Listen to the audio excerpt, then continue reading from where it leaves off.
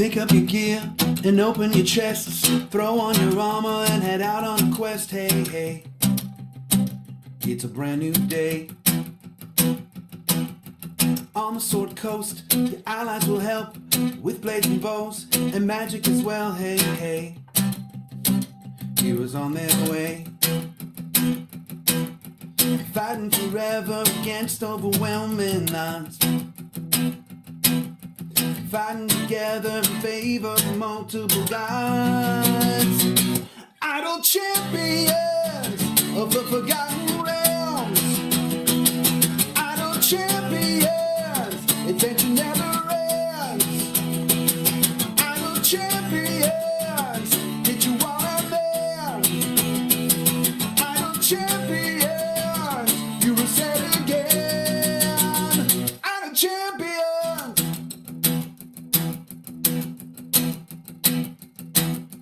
From Waterdeep to Icewind, head out the shelf, all Shadowfell, hey, hey. Together we stay.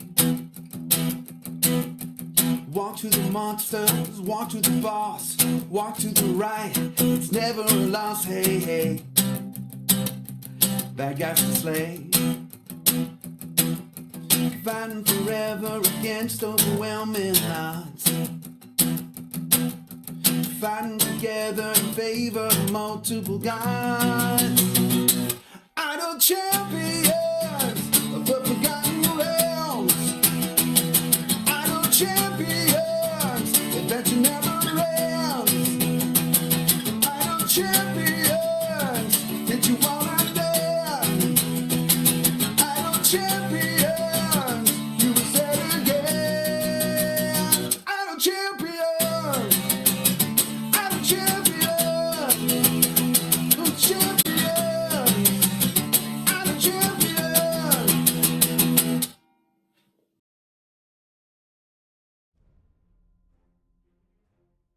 Back to another edition of Gaarawarr's Guide to the Tutorial Show. That means it's Saturday. If you're watching this live, at least. But I mean, if you're not, I mean, you can pretend it's Saturday. That's cool too, right? As long as you don't have to work. Can't pretend it's sad like your day off if you gotta go to work. Sorry, folks. Today's topic, because an event started this week, today's topic is, of course, about the event. It's Gaarawarr's Guide to Ahghairon's Day, Year 6. Year 6. One of the final Year 6 events. I think we've only got one more left. Event years start with High Harvest Tide. So when High Harvest Tide rolls around, that'll be Year 7, which is wild. I mean, the game's been out, we're almost there. The game's almost been out 6 years. We're almost to the 6-year anniversary. Time is a flatbread pizza, and I'm probably going to have it for lunch. So today we're going to talk about that topic. The way the show works is I talk for an hour on that topic, and then the second hour we do Q&A. You can ask your questions now. In fact, somebody already has asked one, and Gabe is in the production booth. Gabe is going to grab your questions from chat. As long as you do the thing in the white box below and you put question : in front of it, Gabe will grab your question, and then the second half of the show, I will answer it. I will answer it. That's the way the Saturday show works. So yeah, you can ask questions on any topics. It doesn't just have to be the event or the event champions. You can ask questions on anything. We'll have time to get to them all, I'm sure. I am sure. All right, folks, we're going to dive right in. Let's talk about events. Normally, we're going to do the generalized stuff first. So normally you're doing your campaign stuff, and Grand Tour of the Sword Coast is at the top of the campaign banner. And you're doing whatever campaign you're currently working on, and the map looks something like this. But then an event pops up, and it always pops up at the top now. That way you know it is your priority. Events are what deliver new champions to the game primarily. There's 17 events in a year. They happen once every 3 weeks, roughly. We say roughly because that maths out to 51 weeks in a year, and there's 52. So it's roughly. And then, we might get like one other champion a year that's like an evergreen or something. Like this year, we got Commodore Crux. But the vast majority of the champions we're getting are from events. Events arrive always with 3 champions. So 2 from the prior years and 1 brand new one.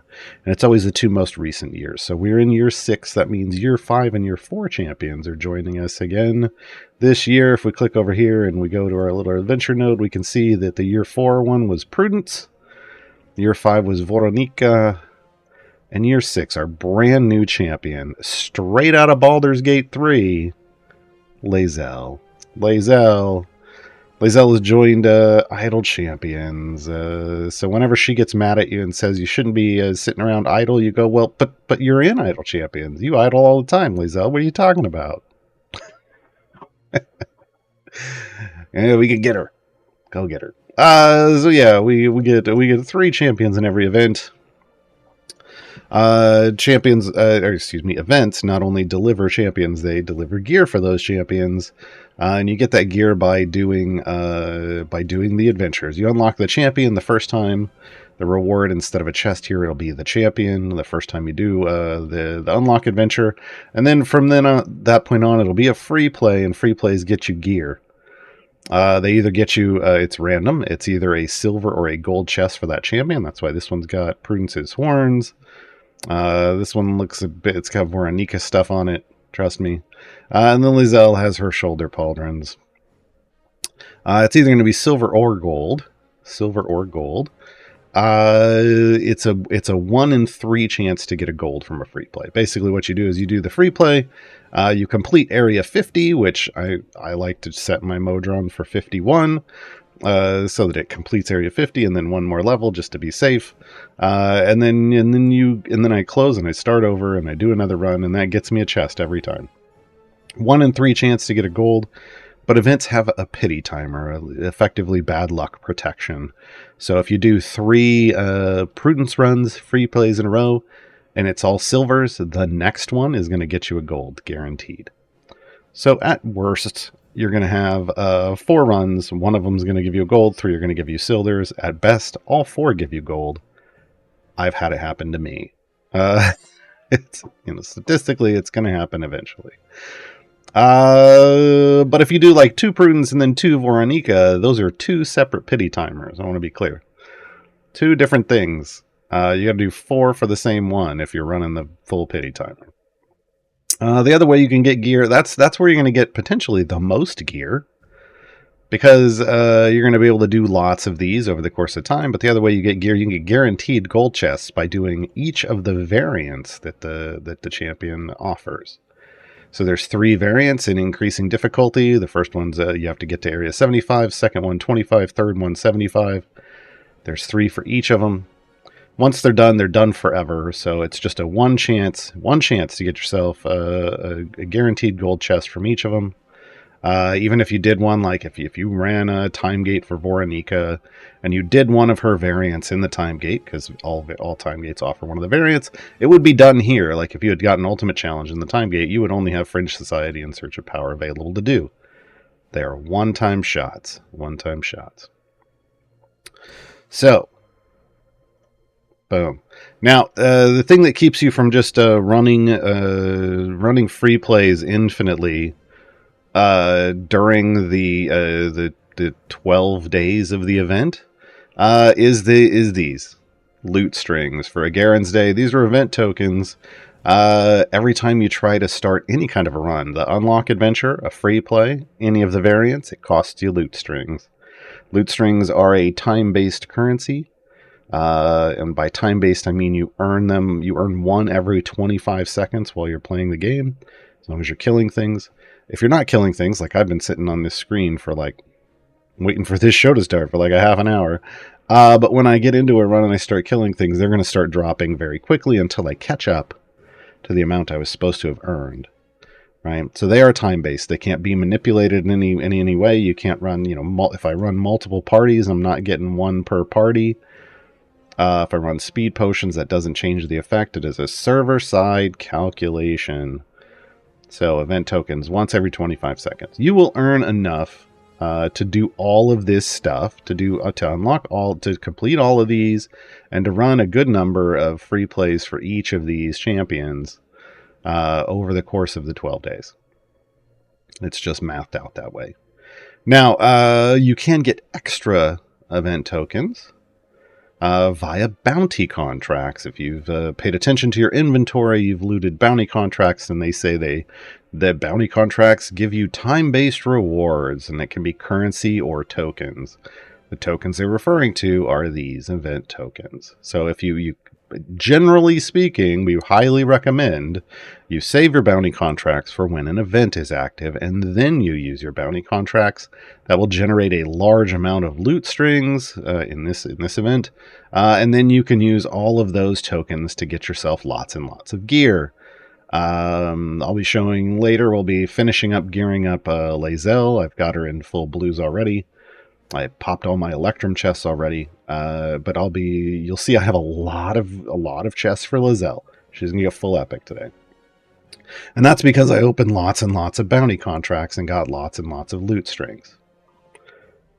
Bounty contracts are good, folks. Bounty contracts are good.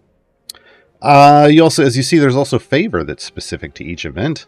And you earn the favor the same way you earned favor anywhere else. You do deep favor pushes. I've obviously done a fairly deep favor push. I did one fairly deep favor push. Got to E57. What you're targeting here in an event, just to make sure that that everything is smooth and easy for you, is E08 or better. E08 or better. Yes, we use scientific notation in this house. If yours has letters over here instead of the E, if you're on a computer, hit Y on your keyboard, it'll switch it over to scientific notation. If you're somewhere else, you got to go into the settings. And I recommend switching it to scientific notation. It's just easier to give responses and people to understand relatively where you are. It is much easier for me to say you need EO8 minimum favor in an event, and like say down here where there's these X's here, add an extra EO1 per X to give you the favor to overcome it, right? I say these kinds of things a lot, especially in my written guides over on the subreddit. So that means like maybe you'd want E10 for this, right? Well, yeah, E175. This is the EO8 one. So yeah, I mean, it just makes it easier to have these conversations. And it makes it easier for you to know, like, if I'm doing E42 damage and I make a swap and now my bud says E57, I didn't have to suddenly translate what the little letters mean into math. I can just go, oh, that one number, E number, is higher than the other one. This is easy, right? Yeah, numbers start to get really, really large in this game, and using scientific notation just makes it easier. So, aim for EO8 or higher. You're fine. You're fine. Okay. I will make references to this throughout this.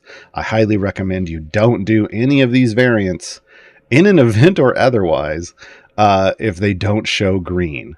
The variants specifically. So not always the main adventures, but the ones down here. All right, so each champion comes with their own kind of a little personal event in the sense that they have their own formation layouts. You can see here Prudence with a nice, compact, highly adjacent formation with a two-champion front line. All of the event enemies are going to be the same. The favors are the same. The tokens are the same. But the formation is different. And formations are a big part of how you can determine what you can and can't complete in this game. I can tell you right now, Prudence's is the most friendly formation in this event currently, in this year's version of the event, for deep pushing. Having a two-champion frontline and all of these adjacencies can help you build lots of power with current champions in the meta. It's also very new player friendly. So you can see Voronika's is a little more stretched out. Hers is a crown for reasons. And it's a little harder to build, a little harder to push with, especially for new players. It's really a new player unfriendly formation. And Lae'zel's is, I don't know. It's something.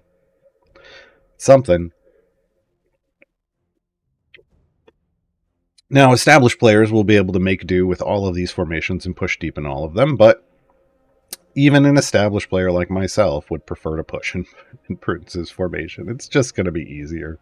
It's just going to be easier. So keep that in mind if you're trying to get favor. If you've got maybe you've only got EO5 favor and you're like, Gaarawarr said get EO8. I mean, yeah, you should. Go hop into a Prudence free play. Try to do a deep push. Earn that favor. It's going to be easier here. In general, even though you're starting at 0 favor in an event, events are very easy to build favor in. Much easier than actual campaigns. Even though there's no blessings in an event for you to spend a favor on, the health scaling on enemies is lower and the gold scaling is much better. So you can just push deeper in general. People tend to hit their high watermarks for how far they've gone in the game in events more and time gates more than anywhere else. They share the same kind of scaling.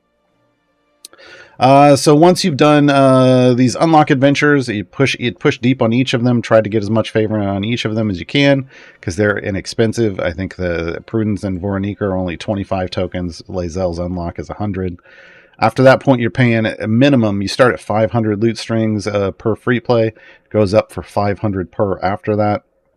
Caps at 2,500. And then from then on, it's just 2,500 per free play. As you can tell, I haven't done any Prudence or Voronika free plays. I've only done a Lae'zel free play.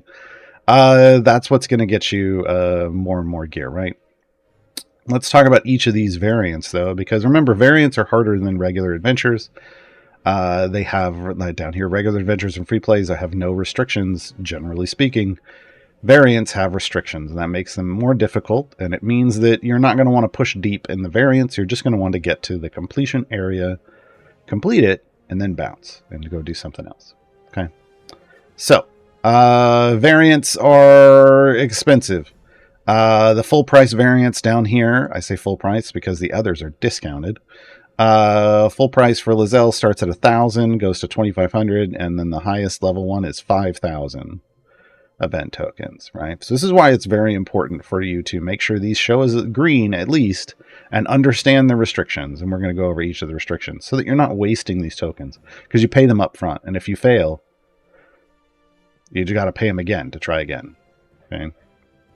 They're cheaper on the discounted ones, 25% of the cost. So 250, 625, 1250. All right, let's talk about each of these in turn. So spider climb for Prudence. Giant wolf spiders arrive in each area. These spiders don't drop gold, nor do they count towards quest progress. So this is like, I call these a swarm variant. They're just trying to overwhelm your front line. You just got to kill as quickly as possible, right? Each time a spider is killed, a random champion is stunned for 2 seconds. That's annoying. Only champions with dex of 12 or higher can be used. That's annoying as well. So you get a double restriction here. I don't really consider the swarms much of a restriction. As long as you're killing things easily, you're not going to get overrun. But these down here, you're gonna lose a random champion, get stunned for 2 seconds. Now that's a problem when it's your DPS. It's 2 seconds without your DPS killing things. The others not so much. But it is annoying. It is annoying. So it is going to slow down your progress. It's going to make this a little slower progress. And then only champions with dex 12 or higher. So your formation might be slightly restricted. You might have champions that you enjoy using that you can't use. You may even not have enough champions to fill out a formation, depending on what your bench looks like. Again, anytime you have an empty slot in a formation or you're throwing a filler champion in, so a champion that's not really contributing anything, but you're like, no, I'll throw him in anyway. Add an extra EO1 favor to what you need. Generally, I think you need like E2 or 3, maybe E3 favor. Wait, hold on. E8, E6, E4. I think it's like E4. I don't know. I've got a chart for it in my guides. I don't memorize it anymore. I made a chart. You can reference it easily in each of these champions' guides. Just grab an extra favor, an extra order of magnitude of favor. That's why I say wait till they're all green and you're good. Gleefully evil. Only evil champions can deal damage. Hey, look, Prudence is evil, so this is time to use Prudence, right? Prudence starts in your formation. There you go. You can remove her if you want, but, you know, Why not just try her out? Her base attack cooldown is reduced by 2 seconds, which is good because she's a single target champion with a slow attack speed. So they're speeding it up and letting you do a little wave clear here. So that's what's going on with this one. Not really a big restriction. The fact that some of your party won't be dealing any damage just means it's going to be a little slower to progress through the early parts, but you'll be fine. It doesn't mean you need to build an evil-only formation. Pure Hunger, a tentacle accompanies the formation. This red X is where the tentacle is. They're showing you in the formation layout down here. No one knows what it's doing, but it's freaking most of us out. There. Enemies move 100% faster and deal 100% additional damage. I actually like these. I like it when the enemies run at me and I can just kill them real fast. But not everybody does. Every 25 areas, all enemies' speed and damage is increased by an additional 35% additively. Uh-oh. This means we want to, it's going to get harder and harder, and they're going to go faster and do more damage, so it just means you really need to be wave clearing. Whenever Prudence kills an enemy, stun all enemies for half a second. Now, Prudence is not required to be used here. You can. But because of this restriction where everybody's going to be moving real fast and doing more damage, I highly recommend you find a multi-target or AoE DPS to clear this with. Otherwise, Prudence's wave clear is going to be real slow, and your tanks are going to be taking a lot of damage regardless of this half a second stun, because her attack is only going to kill like one thing every bunch of seconds, not every half a second. So yeah. Think about it. So, alright. On to Voronika. First one up is the Fringe of Society. Voronika starts in your formation and can't be moved or removed. Now, when they start in your formation and can't be removed, or moved at all, they show you where she's going to be. And that's this C. I really wish they turned it like gold or something. So you'd know, hey, this is your champion. Gardeners are here. Yay. Let's see if my noise gate works. So this is where Voronika is going to be, period. You can't move her. Only Black Dice Society affiliation members and evil champions can deal damage. So she's really wanting you to support an evil champion or run a Black Dice Society formation because she's part of Black Dice Society. Now, you, as a brand new player, you have an evil DPS in Lae'zel, so, you're fine. You're fine. Ultimate Challenge. Voronika starts in your formation and can't be removed. Now, it just says can't be removed, not moved, so the C is not here because you can drag her anywhere you want. After Area 25, champions deal no damage unless at least one ultimate is on cooldown. This just means you want to be cycling your ultimates constantly. Why? Because it's actually one of Voronika's things. We'll talk about it when we get to her kit. But you actually want to be hitting lots of ultimates, at least at the start, to kind of level up Voronika. We'll talk about it when we talk about her. In the Search of Power, Voronika starts information and can't be removed, but once again, she can be moved because you don't see the C. You don't see the C. Her base level up cost is reduced by 99%. They basically just want you to really level her up and get her lots of bonuses. 2 Eladrin bodyguards join the formation. That's where these X's are. So you're going to be down 2 champions. Voronika being able to level up a lot is going to help with overcoming some of this lost damage. Additional orc fighters attack with each wave. They don't drop gold, nor do they count for quest progress. Okay, so this one, again, EO8 is going to, like 1.5 EO8 is going to trigger its green.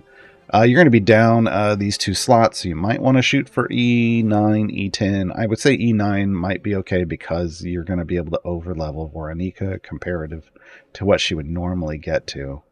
As long as you're clearing those favor numbers, you're going to be okay. You're going to be okay.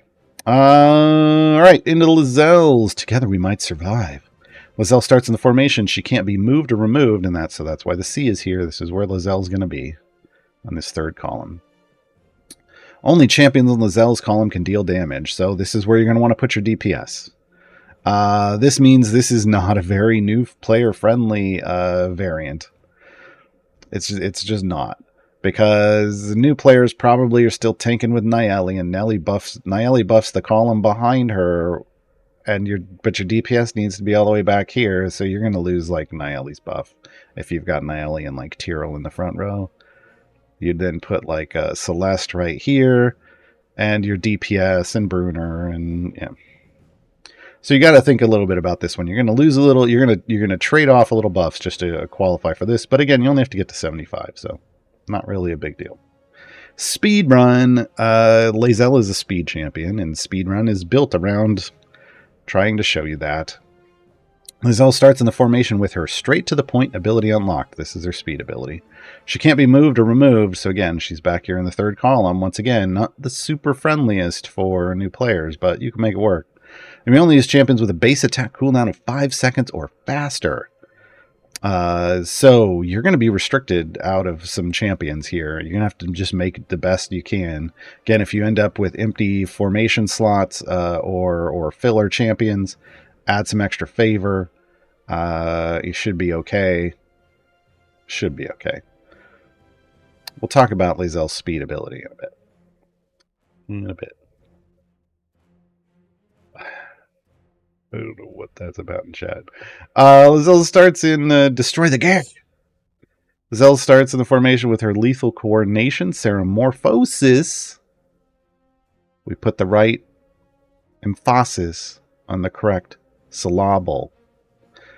And Aberration Hunter abilities unlocked. She can't be moved or removed. Once again, it's locked into this third column. Same slot. You may only use Lae'zel in champions with an intelligence of 13 or higher. We're baiting out those mind flayers with some smart brains. So that's going to be a fairly restrictive formation for some people. Mind flare spawns with each wave. They don't drop gold, nor do they count for quest progress.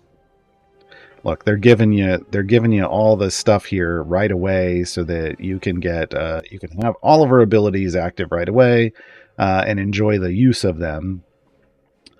If you don't have a full formation, again, add more favor, because yeah.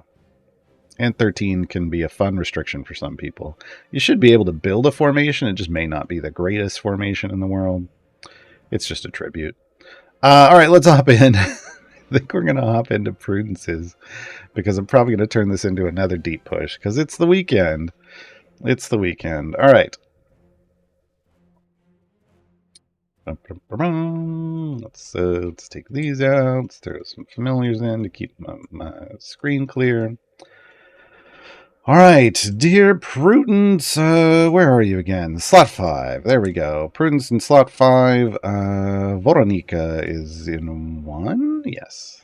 Yes. And Lae'zel is... Oh, no. 2. I'm like, where is Lae'zel again? 2. There we go. All right. New champion. Who dis? All right. Yeah, this is... Yeah. There. That's maybe a formation layout. That's a layout. All right, there we go. All right. So let's talk about each of these in turn. We're going to start. I guess I turn auto progress back on. Let's talk about Prudence first. She's the DPS, solely DPS champion. She has no other roles. Female tiefling warlock from the Oxventurers Guild. Now this is a full affiliation in the game. Every member of the Oxventurers, as they're listed here, is in the game currently. So if you want to go and catch them all, you can. Base attack is Eldritch Blast. It is a magical base attack, as we can see from the icon right here.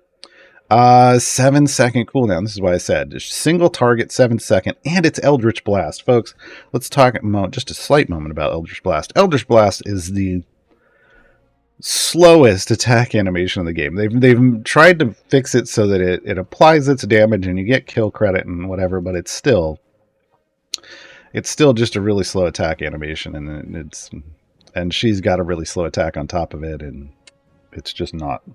It makes it hard for Prudence. I'm just going to be honest. It makes it hard for Prudence to wave clear. So you have to combine Prudence with champions that can create wave clear. What does that mean? There are certain champions in the game that have abilities that make it when you hit that enemy with your DPS, it does damage to other enemies around it. Having those in a formation with Prudence is nice so that she can clear everything away. Her ultimate is Hunger of Hadar. You might think of it like imagine a dark, hungry hippos. Prudence opens a gateway to the dark between the stars, a region infested with unknown horrors. An area of blackness and bitter cold appears on the ground slightly in front of the formation. Tentacles erupt out of it, pulling all enemies together. It's just all about togetherness and harmony and unity, right? No, it's horror. It's horror. Here we go. Boom. That's what it looks like. Now, if there had been a bunch of enemies on the screen, they would have all, it's basically a magnet. It would have sucked them all into that black spot, done a lot of damage to all of them, and then you'd have them all grouped up in one place to AoE, wave clear. That's what her ultimate does, folks. That's what her ultimate does. Let's talk about her abilities, though. Oops. There we go. She's happy. Prudence is a very happy person. She builds glee. That's her first ability. She gains 1 stack of glee each time she kills an enemy. Yay! We're killing things. For each stack of glee, her damage is increased by 10%, stacking additively. Glee has a 25% chance to lose a stack whenever a champion other than Prudence gets a kill. That last part basically means that when you're just running through levels where everybody can kill stuff because their health is so low, she's not really going to build any glee stacks. But once she becomes your primary DPS, she's the only one that's killing things because you've built your formation to focus all of its power on her. She's going to build her glee stacks and get lots and lots and lots of damage, and it's going to stick around. Prudence is also delighted to increase the damage bonus of glee by 100% for each good aligned champion in the formation, stacking additively. So she's fine. She's like, dude, I'm absolutely delighted to kill all these people in front of people who are good. That's what's going on. That's what's going on. So she does like if there are, if there happen to be some good aligned champions in the formation, she's going to do more damage. It's not necessarily a major boost because it's additive. It's 100% additively. So it's not a huge deal, but it is a nice bonus to damage. That just happens. Build your best formation. Don't necessarily worry about delight. Resolve. Now this one you want to pay attention to. This increases the max stacks of Prudence Glee by 10 for each neutral or evil champion in the formation additively. This is important because Glee, remember I said she builds these Glee stacks and they stick around, but the base is only 10 plus, once you get Resolve, 10 for her if she's in the formation by herself, because remember, she's evil. So you get 10 more for every other neutral or evil champion in the formation. This neutral has to be on the evil axis. So it can't be like neutral evil. That doesn't count. It has to be, the neutral has to be on the right side, or it just has to say neutral as the only thing here for it to count for resolve, because it's on the good neutral evil axis, not the lawful neutral chaotic axis. Two different things. It's a D&D thing. Frustration. So every time Prudence attacks an enemy but doesn't kill it, she gets frustrated. Fair. I mean, don't we all? Frustration stacks increase their damage by 200%, and they stack multiplicatively. That's the good way, folks. That's the good way. This is fantastic. So the maximum number of frustration stacks is equal to the number of champions adjacent to Prudence. So you actually, when you're placing her, you want to remember, you want her surrounded by as many people as possible. The max we're going to get to is 6. And oh, God, dang it. Get rid of it. The max you'll ever have is 6 in a formation. Eat that screen. So ideally, you would want her surrounded by, when you're building a formation, you want to keep that in mind, because this is a multiplicatively stacking ability. So you want to optimize its bonus. That means get as many people around her as possible. Frustration stacks are reduced by 1 each time Prudence gets a kill. So when you get to those levels where it's harder to kill things and she's got to hit it repeatedly, she's going to start building stacks. Once she kills it, she'll lose 1, but she's going to keep the others, which is good for you. All right. After frustration, do we have anything else? Specializations.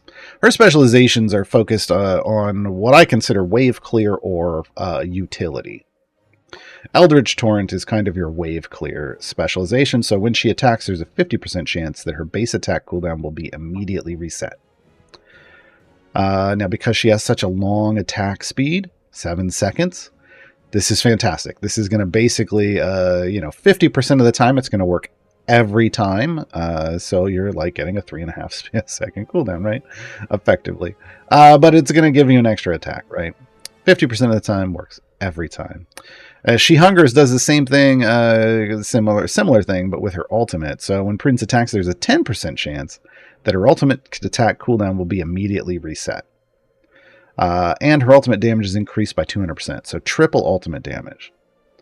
So if you want to just have magnets more often, for whatever reason, she hungers. But generally speaking, Eldritch Torrent is what I run with when I'm actually trying to Prudence DPS. I go Eldritch Torrent for the wave clear. Obviously, you can also build a formation that has people that are going to help her attack faster. But any chance you can get to also just immediately get another attack is always nice. That's all of her abilities. Let's talk about her items. Because she is pure DPS, she's going to have a self-damage item. And then we go right into the abilities. Glee, Delight, and Frustration. Now remember, frustration is multiplicatively stacking, so we want to go check. Is it like a pre-stack or a post-stack? And it's post. Just so you know, it is post-stack. So she's not OP, but she's still strong. Multiplicatively stacking is still strong. And then she goes ultimate attack damage and ultimate cooldown. Feat-wise, self-damage. That's all she's going to get, really, is her green, plus an ability. She gets Glee. Then we go into Frustration and Delight, right? So she's got some stuff. She could use more. She could use some more fun functionality in here. Like, we're getting a lot of cool functionality-based feats that don't necessarily have to do with people's kits. She could use some of that. Whenever they get around to Prudence again. All right, let's talk about Voronika. Voronika comes to us from the Black Dice Society. And she is a very unique champion. Sometimes champions in this game are very AFK friendly. Like, they're very idle friendly. The game is called Idle Champions. However, sometimes champions are very manual play, and Voronika is a manual play champion. I'll explain what that means here in a moment. So she's female Eladrin Druid. She is a support champion, pure support. Her base attack is Produce Flame. Again, magical attack. Voronika creates a flame in her hand, which she fires at a random enemy. Now, she has a passive. That's what these level 0 abilities are being called now. It's called Wed Then Undead. After being killed on her wedding night, Voronika became a ghost. Voronika continues to attack and can be attacked like normal. So as you can see, ghostly Voronika. This means she counts as dead. She is considered a dead champion. Yeah. Now, why does that matter? There are champions in this game that buff based off dead champions. And that means she's going to trigger that. And that can be great. Because then you don't actually need like a Lae'zel dead champion, which is what technically it means when you're triggering off of a death.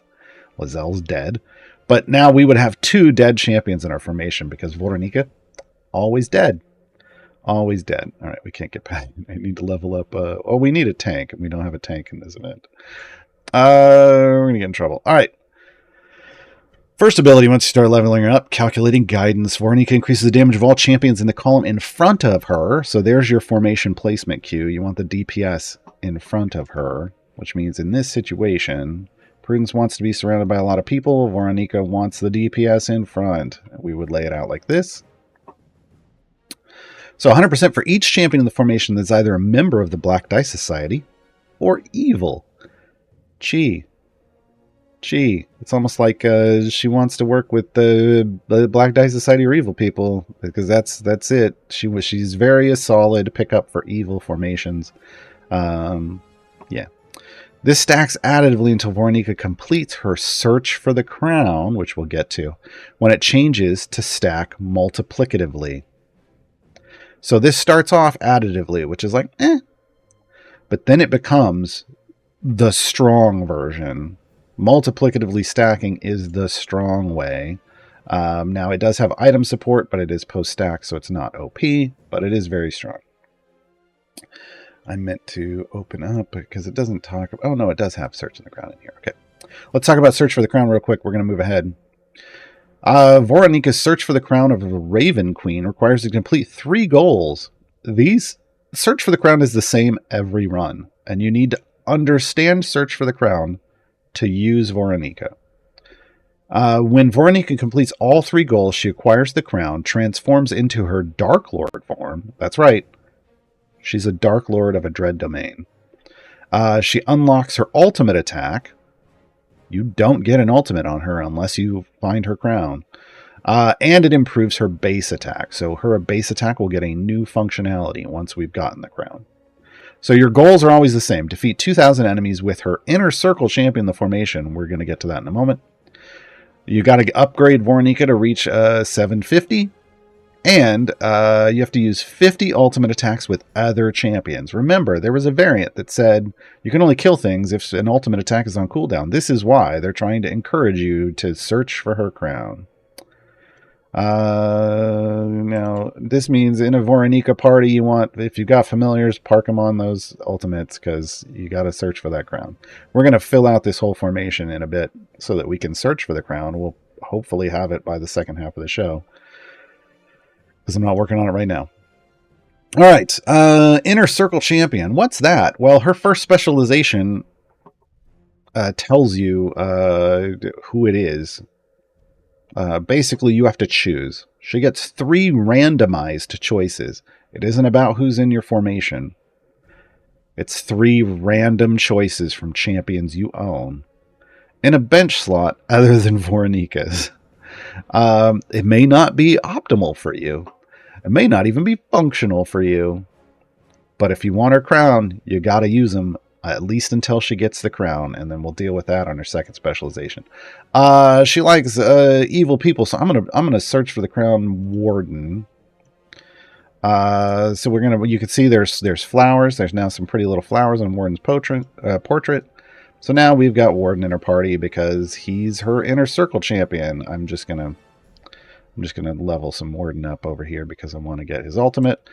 Warden, ironically, also has the ultimate Hunger of Hadar. So it's Hungry Hadar in this formation at the moment, which is just fantastic. I love it so much. All right, so the Inner Circle champion gets some boosts when they're in the party. If we come over here, and at some point, we'll do it in a minute. That's right, I think it's the second part.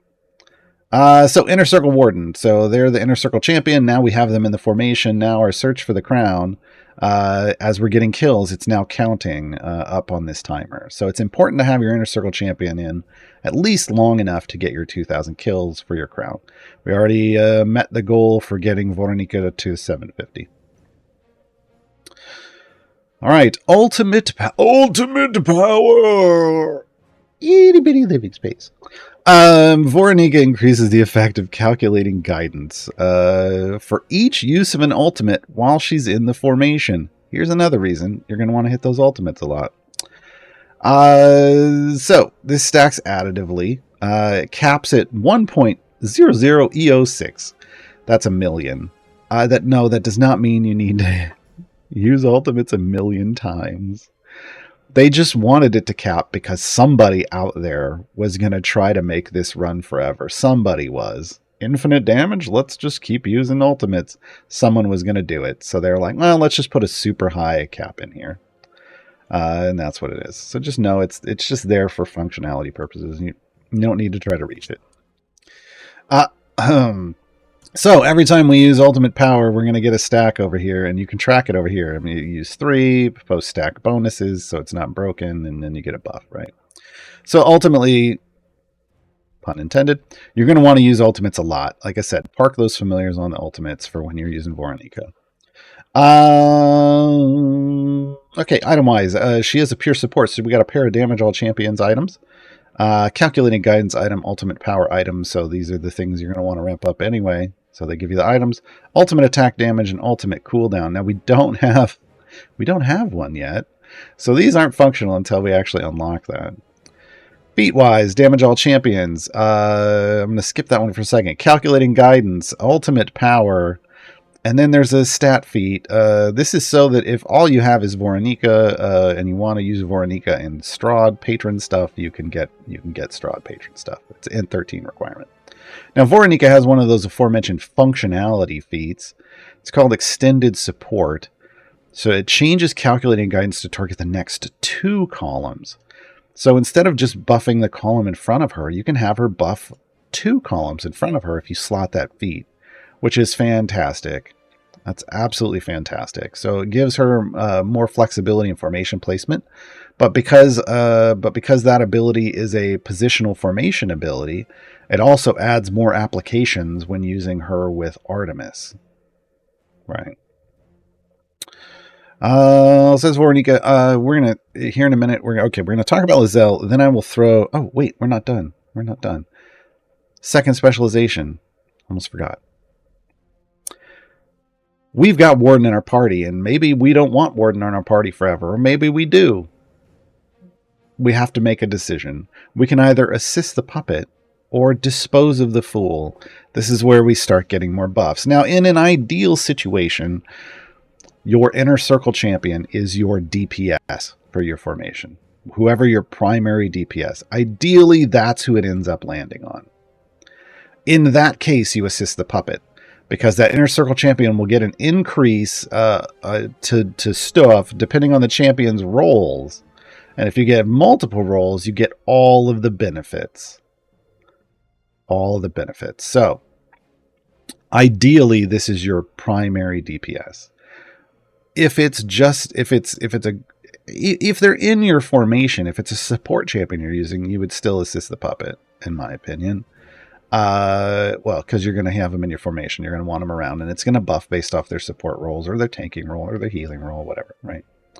Now, Dispose of the Fool is when, like with Warden, I just brought him in, because in this formation, this is a Prudence DPS formation. So Warden's not going to stick around. I'm going to dispose of this fool when I'm done with him. So after she's achieved her Dark Lord form, she increases the effect of calculating guidance by 100%. While the Inner Circle champion is not part of the formation. So I'm going to choose that one, because I'm going to get rid of Warden when we're done here. Yeah, Dispose of the Fool, all the way down here to 1,000. Okay, and that is the last of her stuff. So, in a bit we will, well, let me just go check. How many kills do we have? 200. Yay. We're going to need to move forward. We need to kill more stuff. Alright. On to Lae'zel. Again, Lae'zel joining us from Baldur's Gate 3. The newest champion and idol champion. She's champion number 123. Lae'zel is a female Githyanki fighter in King Brunor's court. No, wait. Lawful evil, DPS support, and speed. So she fills multiple roles. She is part of the affiliation Absolute Adversaries. She is the... Oh my. She was the only champion in that, and currently she's the only one that exists, but now I guess we get a preview of what's to come. More Absolute Adversaries coming to Idle Champions in the future, folks. Her base attack is melee, as evidenced by the sword icon, and she attacks the closest enemy with a swing of her greatsword, because that's the way she works. Although in my Baldur's Gate 3 run, she uses a glaive, but... her passive is critical hit, so her passive crit chance is 20% instead of 2.5%, so she likes to hit them hard. Her first ability is Lethal Coordination. She increases the damage of all champions in her column by an amount, and that includes herself. So in this formation, we would actually want Lae'zel alongside Prudence to buff Prudence. If we're building a support Lae'zel, which is what we're going to do here. Ceramorphosis. Your formation gains 1 Ceramorphosis stack due to the Mind Flare tadpole in Lae'zel's brain. Spoiler alert. Lae'zel increases the effect of lethal coordination. I'm going to keep trying to make that word a thing. coordination by a percent for each Ceramorphosis stack, and this stacks multiplicatively. Now she only grants one, which means, spoilers, absolute adversaries are probably each going to grant one. And so having multiple absolute adversaries in the future in your formation will benefit you. Will benefit you greatly because it's multiplicatively stacking. That's the good way. And as you can see by this number that's gone up, it starts out at like 100%. This has item support, and it's a pre-stack multiplier. So this is going to be a very strong ability once there are more absolute adversaries in the game. Straight to the point is her speed ability. In non-boss areas, whenever an enemy is defeated by anything other than Lae'zel, so other people are doing the killing, or familiars are doing the killing, or ultimates, or zombies, something else is doing the killing, she has a percentage chance, it starts off at 100%, to gain an impatience stack. So she gets impatient when she's not the one killing things. 15 impatience stacks, you complete the current area. You're just like, she's just like, everybody's killing anything and I'm bored, we're out of here. And she just moves you to the next area.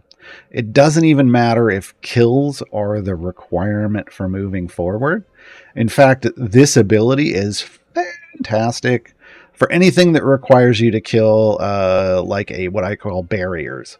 So, hey, there's 3 fallen logs on the screen and you've got to clear them off to move forward. No, you don't. You just got to get her 17 impatience stacks. Or, hey, you've got to kill 15 torches or open 15 sarcophagi. No, you don't. You just got to kill 17. You got to get her 17 impatience stacks. And then she's like, I'm out. Let's go. I'm bored here. Let's move on. It's fantastic. It's pretty fantastic. So that's her speed use case scenario. That's the best scenario for her, is when you're in a run that have a lot of those things that you have to clear on a level instead of just kills or collecting items. Now, her speed effect will still click in other places, because when she completes the current area, she resets the impatience stacks to the current Ceramorphosis count. So she's basically going to get a bonus based off however many adversaries are in there. But stacks persist when changing areas. So if you get 16 stacks on one area, but that also completes the area and you move to the next area, you get one more stack in the next area. She's done. You move to the next area. So it can kick in a lot. It can kick in a lot. Now you'll note mine says a higher than 100% chance here. She has a pair of feats for this, and they stack multiplicatively. This number, this higher number, increases the number of impatience stacks she earns for each kill. So you're basically just getting to 17 faster. Okay, pretty great feats. That's why I have them in. Aberration Hunter. Aberrations are Lae'zel's favored foe. So she's a favored foe person. A lot of the heroes of Baldur's Gate, which she is not part of the affiliation, even though she's a Baldur's Gate 3, they have their own affiliation. The heroes of Baldur's Gate are heavily favored foe focused, so she's a favored foe person too. Every time an aberration spawns, Mind Flayers are an aberration, folks. Lae'zel's lethal coordination is multiplicatively increased by 100%, stacking up to 4 times. Remember, multiplicatively is the good way. It's 4 times the Ceramorphosis, God, I do it every time, stack count. Now, right now that's 1, which means 4 is the cap. But remember, as we add more absolute adversaries, this stack max is going to go up. It resets when changing areas, and there's a 33% chance with each wave in a non-boss area that an extra Mind Flayer spawns. So she can create her own Mind Flayers as she's going along on non-boss areas, and killing them adds to this stat count. Now again, solid ability, maybe not super big time right now. It is multiplicative, but the cap is 4. As we get more absolute adversaries, this can become a much bigger deal. Ferocious Warrior. If Lae'zel attacks and any of her targets survive, because remember, she's got a swing of the greatsword, that's kind of potentially an AoE, because it's closest enemies. Her base attack cooldown for her next attack is reduced by 4 seconds. So right now we're at an 8-second cooldown, so it cuts that in half. Cuts that in half if she doesn't kill something. So if she's not killing, she's attacking faster. Because she's frustrated. There's a theme to this event. All right, specializations. We can either become a champion, a battle master, or eldritch knight. These are basically the fighter upgrades. I can't remember the actual term for it in D&D in Baldur's Gate 3. These are the three options that we had at launch. So fighter can become either a champion or battle master or an eldritch knight. So in this game, that means a champion gets to crit more. So it increases her crit chance by 20% additively. Subclasses, thank you, last verdict. Which would take her to 40% base. And her crit hit damage goes up by 100%. So this is, if you want to crit a lot, champion. Okay, and there's situations where you might want to do that. Battle Master says when Lae'zel hits an enemy and they survive, the enemy's distracted and the next champion, other than Lae'zel, that hits them deals an additional 4 seconds of bud-based damage. This is a fantastic support functionality. If she's support champion, I'm going Battle Master every time. I just am. Because I want to, because she's not the one that's going to be doing damage, so she's going to give everybody bud-based damage based off whoever my actual DPS is. Everybody's going to be able to help clear out something that she isn't killing. Even if you are running Lae'zel as DPS, this might be a good idea for armored or hit-based bosses, because then everyone's taking off chunks. All right, so Battle Master, I think, is top dog here. Eldritch Knight. Lae'zel now casts Magic Missile immediately after attacking with her greatsword, firing a missile at 3 random targets. So this gets her some more wave clear, potentially some more chunks off a target. Yeah, neat, cool. I like Battle Master. It also adds a magic component, I should say. It adds a magic component to her base attack, which can qualify for things that, for people that have magic base attacks, right? But overall, I really love Battle Master, personally. As we get more champions in the game that trigger effects based off crits, the crit one could take over. We'll see. It's going to be very formation dependent. All right, her ultimate is Psionic Leap. Lae'zel psionically leaps into enemies and attacks with a psionic shockwave, stunning them all for a short duration. Here we go. Oh, look, she jumped right to the next level. God dang it.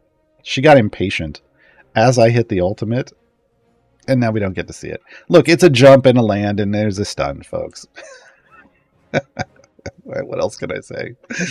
The game screws me over every time. All right, item-wise. Oddly enough, even though she's a DPS champion, she gets a Damage All Champions item. And it's because they go straight into ability items. Lae'zel Coordination, Ceramorphosis, Aberration Hunter. Then we get ultimate attack damage and ultimate cooldown.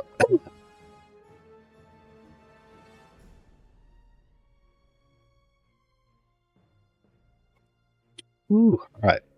Feat-wise, she's got a lot of them. Damage All Champions, because she's got 3 rolls. So we get Damage All Champions feats, we get self-damage feats, we get a speed feats, we get lethal coordination, we get Ceramorphosis, straight to the point of the speed feats. And then because she messes around with her crit stuff, we get a crit chance feat, so up another 20%. So she can hit 60% just on her own.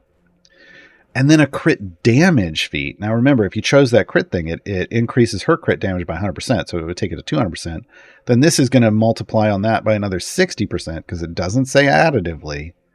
It should end up at like 320, which means a lot more damage, right? So a good selection of fun feats. Fun feats. And that's it for Lae'zel. Where are we at on our search for the crown over here? We need a lot more kills. So I'm going to add in some speed champions, so we can, when we take this short break, I'm going to add in some speed champions, and we're going to run through all of these kills, and then we'll talk about how the crown changes things for Voronika in the second half of the show. If you have questions, throw them in chat. Remember, question : in front of your question, or I'm not going to see it because I'm getting my questions from Gabe's document over here where he's grabbing questions that start with question : So help Gabe help you. As it says in the white box, put question colon in front of your questions. It doesn't have to be about these topics and be about anything. We got an hour to talk about that kind of stuff. For the break, the musical interlude, the song is Hive Mind about mind flayers, because why wouldn't it be? I mean, Lae'zel's all about hunting them. But also, it just got announced yesterday, we have a Mind Flayer emergence event starting soon. Emergence events are these little mini events that let you gain corrupted gems and buy fun stuff out of a shop with them. That's going to be coming soon, and we're all going to be having fun killing Mind Flayers. So enjoy the music. I'll be right back.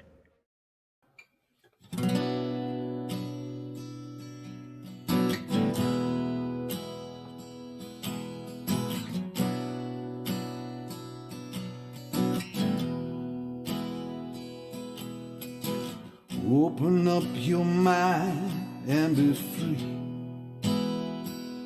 No more pain, no more sorrow for thee. At the end of time, the universe is ours. Join us as we sail across the stars. Take our hands, you'll never be alone again. We will be your only friends. Across the march of time, we subjugate the weak and strong. Your mind can't resist, so why not come along? Ever growing, all consuming, no resisting, thoughts subsuming.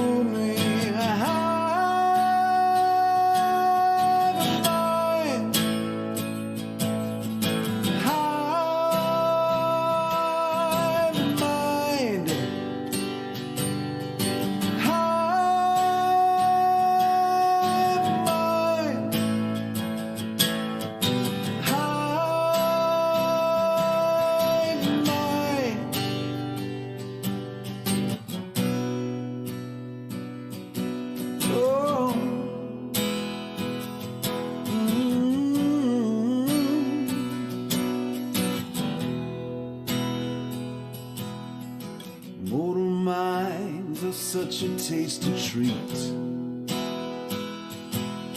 Your memories exist for us to eat.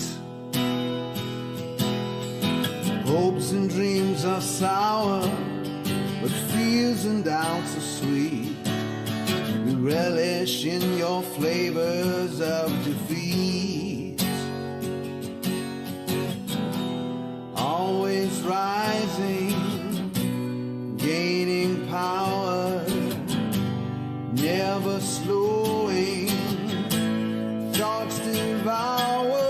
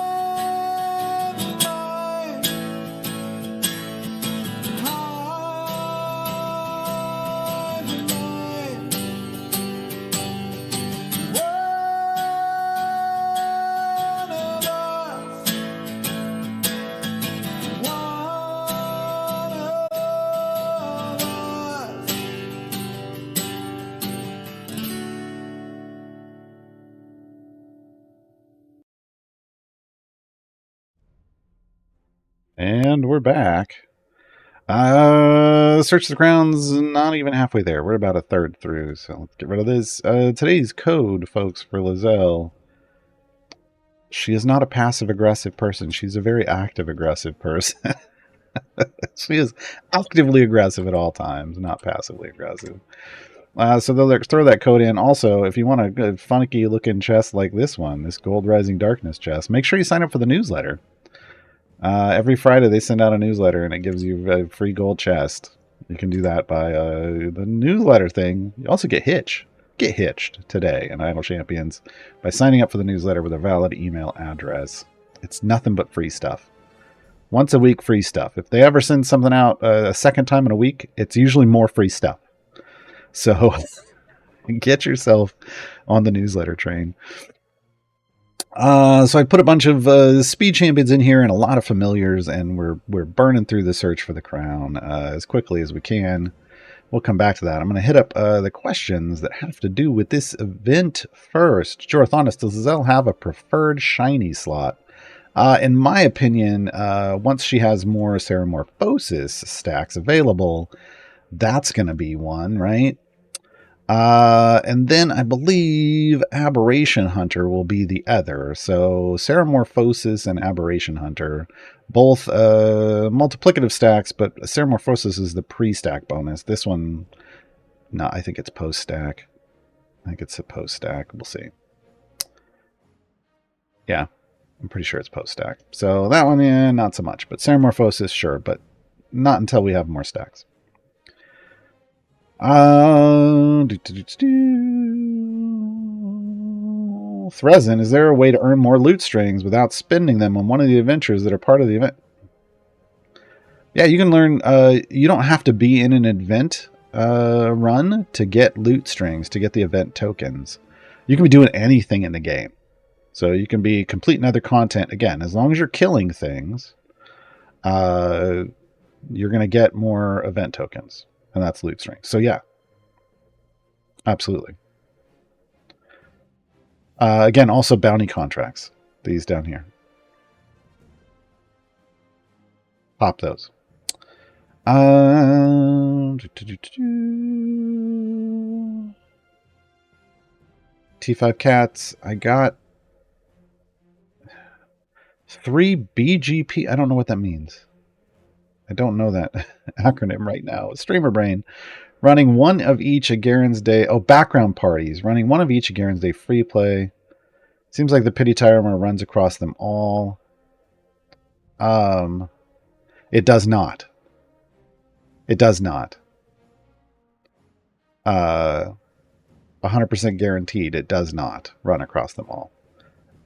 If you got 4 silvers in a row from Voronika's free plays, submit a ticket.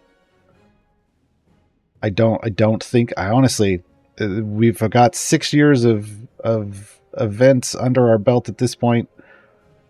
Anytime I've seen somebody say they got 4 silvers in a row, they've submitted a ticket and found out no, they didn't, and they just missed the gold. And getting 4 golds from someone doesn't mean anything. I've done that before too. I had an event where all I was getting was golds from free plays. I reported myself because I thought my account was broken. They looked it up and they're like, no, you just got really lucky on the rolls. But yeah, it's if you think you got 4 silvers in a row from one event champion's free play, submit a ticket. They'll look it up. They have that history. They'll tell you what happened. But yeah, I will say highly doubtful. What else we got? Everything else is about other stuff. So if you have questions about other stuff, I guess that's nobody had questions about. I did a great job explaining events and these 3 champions, apparently. So if you have questions about other stuff in Idle Champions, throw them at me, because we've only got like 6 questions left, and we've got about an hour to get through. I mean, I can talk for an hour about anything, folks. Where are we at on our search from the crowd? We're coming up on halfway there. We're done with the ultimate attacks, though, so I can take all this stuff off. Except for that one, which is a speed effect. Lazy Cat came in with the first question of the day. Can you explain the math of Modron pipes? In parentheses, I wrote with this one, no, I can't. Because, no, not really. I'll do my best here. But if you want to talk math and Modron pipes, you want to talk to Emote in the Discord. I'm specifically interested in pipes with multiple inputs and how the percent number impacts the math. So, I mean, I can give you a very, very basic look here. This is a multi-input pipe. It's a 3 in, 1 out. And normally it would be a 10%. Normally it would be 10%, right? But because it's got multiple inputs, every time you have another input over the first one, it gets a new multiplier. Now, do I know necessarily what that multiplier always is? See, 10% would be here. It gives me 10 times as much if I hook up a second one, but then it gets even bigger. It goes to 333.3. Do I know why? Not really. There's somebody out there that's going to tell you, but I don't bother. I just know that this is how it works. And that these start off at 10% too, and again, 2 in takes it to 100%. I just know that that's how they work. Do I know why? Not really. Do I know the math behind that? No. I'm not going to bother myself with it. I just understand that this is how the system works. It's also like if you're splitting stuff out, if you're going from 1 into 3, it's going to be kind of a lower number and, whatever. So the bonuses are all dependent on the amounts. Like here's a 2 in, 2 out. It starts off at a 20%, but it goes to 200%. Again, it gets like a 10 times multiplier if you're getting both of the inputs. But we get a much bigger multiplier if it's getting 3 inputs. That's all I know to tell you. That's how it works, and then I just build based around how it works. So can't explain the math beyond just saying this is the math. Yeah, but you're only going to see that big jump if you have a 3 in, 1 out. And I will tell you, sometimes you'll think, oh, I'm making bigger numbers. That's going to make everything better. And not always. It's like Modron Flow is... There's a lot going on with Modron Flow. And sometimes I build it to like get as many multipliers as possible. And sometimes that's not the most optimal way. So getting Modron Flow to supercharged mode, which is what you were looking at. I see Twin Katana's like, I've only been playing a few days. This looks too advanced. Don't worry. You're not getting that system at that level for a while. Like they slow roll you into these things. The first goal is just to get like a full epic flow, which is a purple flow, which is very simple to do. And you don't have to worry about all of the headache inducing math. But when you want to supercharge your core, which means getting it into that red flow, it goes purple and then orange and then red. And once you get into the red flow, getting up to that takes a lot of work and a lot of pipes, and there's a lot of reward for it. But yeah, that's the ender game stuff. Dark Zenith, if I apply a potion of polish to something that has been upgraded to legendary or has pigments, do those get upgraded as well? No. This is because polish affects the base effect of the item. So, like over here, I forgot we were going to gear up Lae'zel. The base effect of the item is right here. It's that increase the damage of all champions by 100 and something %, right? 121.9. If I shiny this, if I put a potion of polish on it, it increases that effect by, it's going to increase the overall power of the item by 50%. 50%. Okay.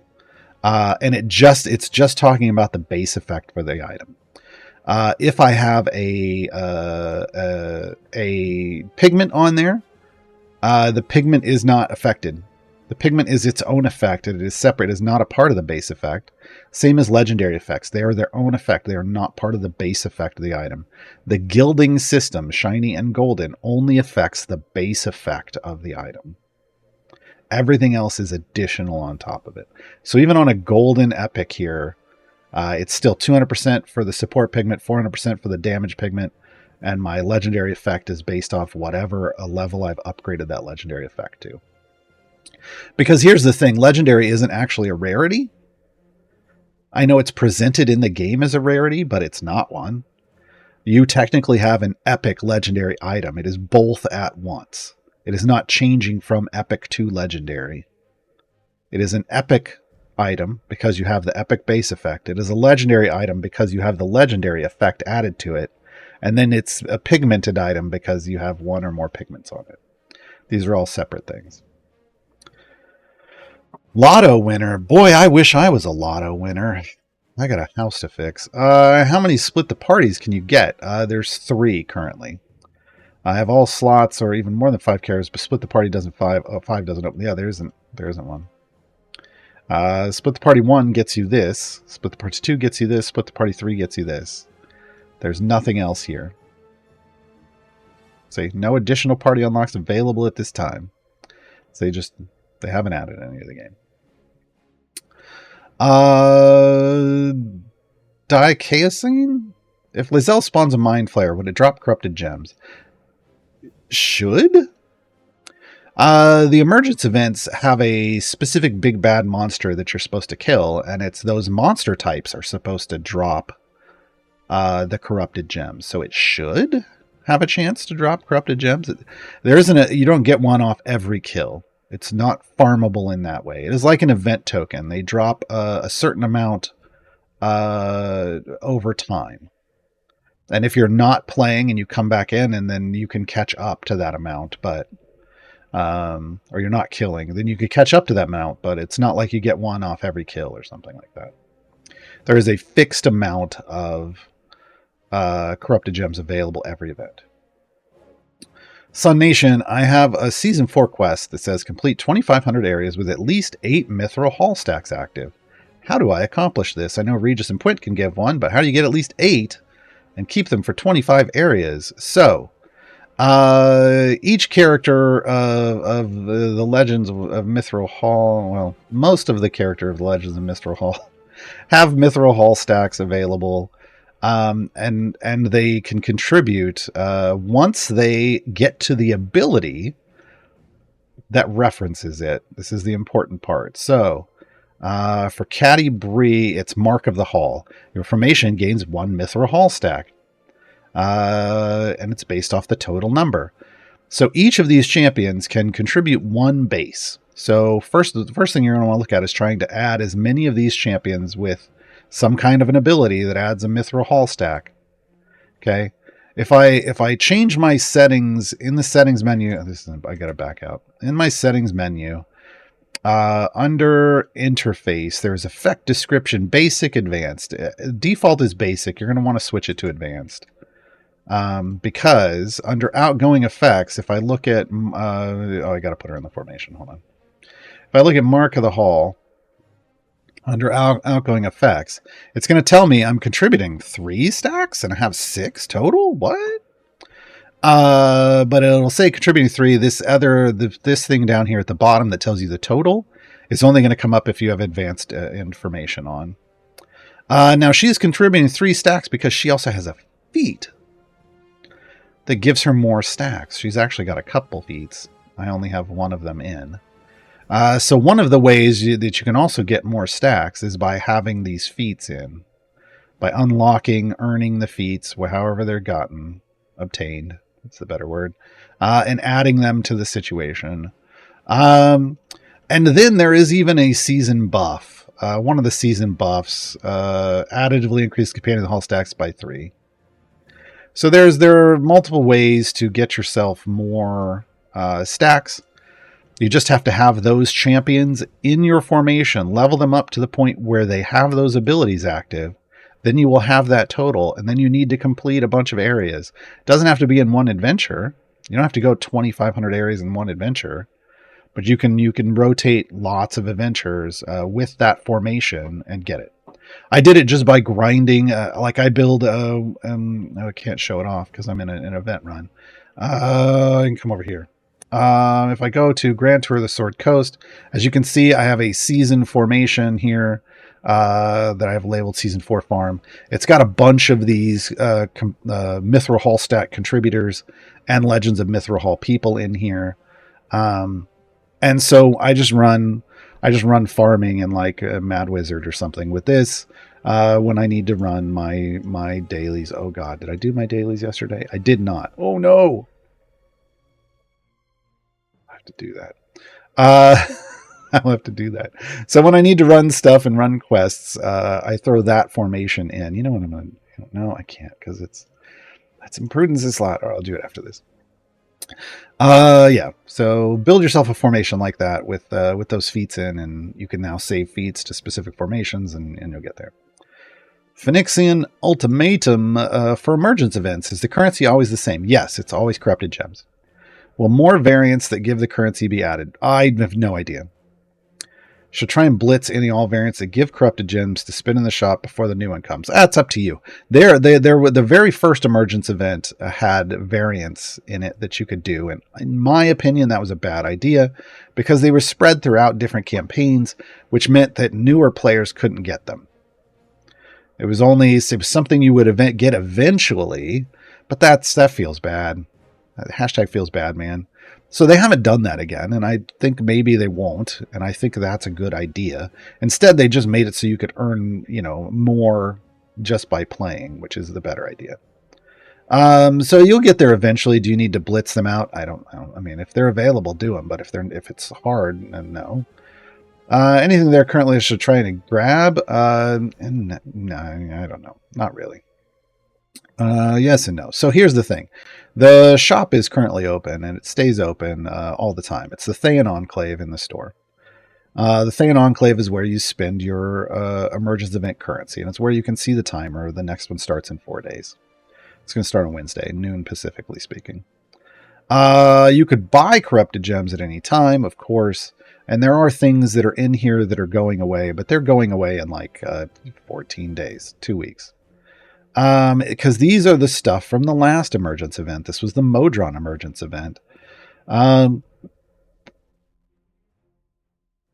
Generally speaking, it's kind of like spend your corrupted gems however you want. The idea, in my opinion, behind the Thayan Enclave is that they're going to give you a chance to pick up stuff for free-to-play players that maybe you wouldn't normally get. Golden epics are usually cash shop purchases only. So they've priced them at a very high cost because they're like, this is cash. This is stuff that's usually making us money that helps keep the game running. We're giving you an opportunity to get it if you want it. It's up to you. They put some skins in here. These skins would normally be cash. In fact, all 4 of these things, when we're done with this, when this timer runs out, they will eventually end up in wild offers. These will be cash purchases. So if you want to get them now for just in-game currency for free, sure. You can. There's also there's feats that get introduced. These feats will just eventually be available in the game, either for gems or out of gold chests, because that's just how feats work. So I treat these as just like a preview of what's to come at some point in the future, and I don't go for these. And then a Modron emergence chest, like the whatever the chest is, this will be the Mind Flayer emergence chests, and the golden epics and the skins and the feat will be based around a number, like probably 5 champions, and they'll have a Mind Flayer emergence chest, right? If you were trying to gear up those champions, you could get it. I don't find value in these personally, but I'm not you. You do you, boo. And then supply chests, you get the stuff out of supply chests from regular silver and gold chests and electrum chests like you get on this stream. So I don't think there's any reason to have to purchase these ever. Modron component chests, sure, these are hard to come by. If you really just focused on your Modron stuff, you could get these. But the general consensus in the community is that if you're trying to get the most bang for your buck, the most permanent power for your account, it's right here. Froggy gone to market. Marvelous support pigments. They have a limited stock, and they refill. Like this next event will most likely add 10 more to the stock. So I will have 2 that are that'll go away at a certain period of time, and then 10 more that I can buy, like they rotate in new stock. These go on epic pieces of equipment. It's a support pigment, so it only goes on epic equipment from support champions, like Caddy Bree I was showing you earlier. Caddy Bree is DPS support, so she can get DPS pigments and support pigments. And this is a triple damage boost. And it's multiplicatively stacking, which means, you can put up to 6 on the same champion, or you can spread 6 out across 6 different champions. They don't add, it's not an additive thing. Each one is a triple damage. So triple, triple, triple, triple, triple. The more you get, the more damage you get for your formation. These are generally seen as the most bang for your buck from the Thayan Enclave. Because this is a 100% boost to the item. And so that's a double. This is a triple. These aren't damage. This is a charisma feat, but even if it was a 120% damage feat, this is still triple. Right? So, you have to weigh things per what you want. You can buy whatever you want, ultimately. But there will be more stuff. There will be more golden epics, potentially. If they do it again, the last couple times there have been a couple golden epics, there's been a couple skins, and there's been a feat. And a new type of chest. I don't know if they're going to change that up. It does look like they're rotating Marvelous Support Pigments again, so they'll refill these. We saw DPS pigments in the season. We still have yet to see tanking or healing pigments. Don't know when those are going to arrive. But there are more support champions in the game than anything else, so they're giving you lots of support pigments. What I'm going to do real quick, I'm going to gear out Lae'zel because I forgot. So I got all of these blues by opening up a bunch of Electrum chests. We talk about this a lot, but the most efficient way to get to full blue in the game, because getting to full purple efficiently isn't a thing. Most efficient way to get to full blue with an event champion, so someone that comes out of an event or a time gate, is by opening Electrums first. I don't care if somebody says silvers first, they're just wrong. There aren't many situations in Idle Champions where I'm going to say someone's just wrong, but in this case, they're just wrong. Electrums first, named silvers second, named golds only after either the event is done and you've popped all your Electrums and named silvers, or you get to full green or better gear from Electrums and silvers. This is because of the rules that are based that gold chests have, where they will always guarantee you an upgrade, but only to green or blue. There's no guarantee to purple. So you don't want to pop a gold chest and get a green item. That you could have gotten that from Electrums or silvers. You want to have at least green items, pop that gold chest and get a guaranteed blue, right? Now, I had a bunch of Electrums, so I got straight to blue, but yeah. So I opened all my Electrums the other day. Now, now I would open up all my silvers. Again, I told you I had a bunch of chests from those bounty contracts, and I meant it. All of these are duplicate item levels, which make my Lae'zel stronger. That's why we started with the Electrums. We laid down a base foundation, got as many free item levels as we could, as much free rarity as we could. We get all of the duplicate item levels from the silvers. And then we go hunting for the epics. There are pity timers on epics. First time you run into a gold chest, it's going to have a pity timer of 4. It's marked by the purple bar. After that, it's 10. So if you have the worst luck in an event, it's going to take you 54 gold chests to fully epic a champion. In my experience, the number in reality is somewhere in the 30s. I obviously have more than that, so I'm going to end up full epic here. Oh, and I got a shiny streamer luck. Hashtag streamer luck. Ceramorphosis? I don't know. It's on the sandals. What do the sandals do? What are the books? Dang it, it's her ultimate attack. Arrgh. All right. Give me that free shiny on Ceramorphosis. Nope. Anyway. So that's how you're going to get your gear. It's the best and most efficient way to get to full epic. So what's my Lae'zel at now?